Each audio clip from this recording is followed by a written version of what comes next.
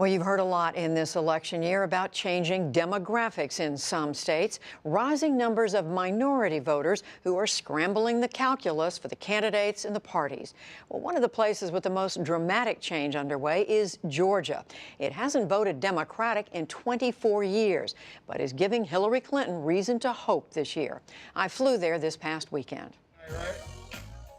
At the Sweet Auburn Festival on Saturday, neighbors and tourists showed up to eat, drink, and enjoy local musicians. In this Atlanta neighborhood, known as the historic heart of the civil rights movement here, some are clear who they're voting for. I'm looking forward to a female president, and also I like the way her campaign is running. I like the way she speaks, and I think she'll do well to get this world back into the order. Voters like this are exactly what Hillary Clinton must have to turn Georgia blue for the first time since 1992, says Emory University's Andra Gillespie. You need African Americans to turn out in record numbers, just as they did in 2008 and 2012. I suspect that Hillary Clinton is going to do extremely well in the state amongst blacks who do turn out to vote. We should expect that they're going to make up about 30% of the electorate here in Georgia.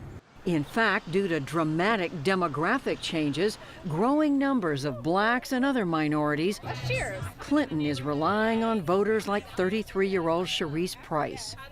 I'm voting for her because I feel that she's a candidate that most aligns with my values and the issues that are important to me. And I'm excited about what she offers as the most qualified candidate in history. Democrats also hope to capitalize on negative feelings toward Donald Trump among the Latino community.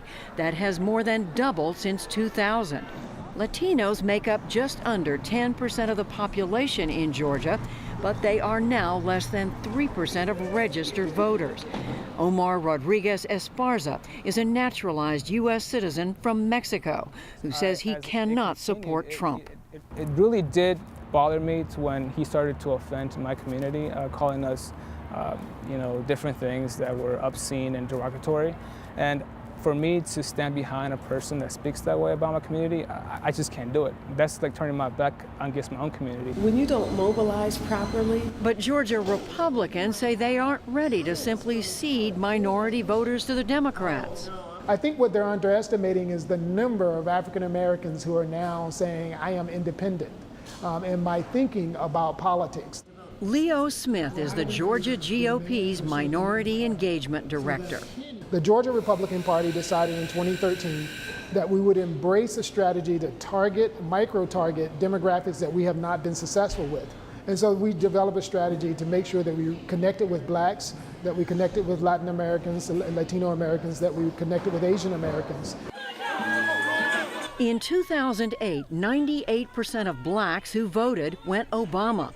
But this year, Democrats say the key is not the percentage, but the number of African Americans who vote. So you're just now starting the real push. Democrat Stacey Abrams is the minority leader in the Georgia State House of Representatives. Most of the pre-work that happens in elections is persuading people to believe that your candidate has the right belief set, that they are the right person. Where we are now is convincing people that they need to turn out and do something about it. We have 6 weeks, and it's going to be it's a heavy lift, but it's a very doable lift. Doable, but with a special challenge among younger voters. She has a problem, particularly amongst young African Americans who appear to be soft on her. So it doesn't mean that they're going to defect and vote for Donald Trump. I think the question is that do they stay home or do they vote for somebody like Gary Johnson? For me, voting for her would be like settling, and I don't want to settle. I'd rather stay single. Shaida Ahosi, a sophomore at Georgia State University, says she feels pressure to back Clinton, but as of now doesn't think she can do that. She's so sneaky, and she's just not honest. And at least Donald Trump is openly racist, openly ridiculous, basically. But Hillary is so covert with her actions that scares me as well. And it's just it's tough. In this state, with a population in transition, Clinton's challenge is not only to turn out the Democratic base, especially African Americans, but also to turn out more white voters than Democrats have won in the past 5 presidential elections.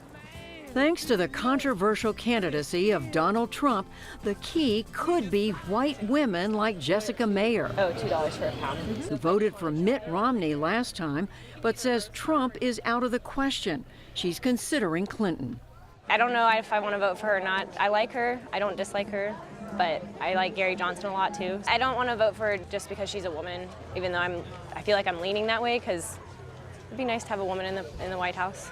The support of voters like Jessica is essential to a long-shot Democratic victory here, says strategist Gordon Giffen. To win a state like Georgia, you've got to appeal to a broad cross-section of, genders. You can't just go after one gender. Broad cross-section of all parts of our citizenry. So to win here, Hillary Clinton would have to get a substantial part of the white vote, not just the minority vote. Again, Andra Gillespie. In the context of the first debate performance and Donald Trump's lashing out at Alicia Machado for her weight and other kinds of things, these are the kinds of messages that could play well to suburban white voters who are on the fence about Trump, and maybe she can convince them to come to her side. Young Georgia Republicans like Jake Evans acknowledge Trump's weakness among women who would normally lean right. Millennials overall are a generation of equality on the gender side, on the race side, and he undoubtedly leads some people to believe that he doesn't fully further gender equality motives.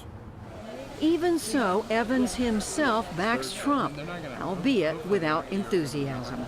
I'll vote for Donald Trump because I think he aligns more with my personal ideologies: less government, lower taxes, less regulation. I believe personally that's what's best for the country, but I will do it reluctantly. And so I think it's an election of the lesser of two evils, to be honest with you, for a lot of millennials. Clinton supporters say she can win that argument if her campaign targets all the voters who were turned off by Trump.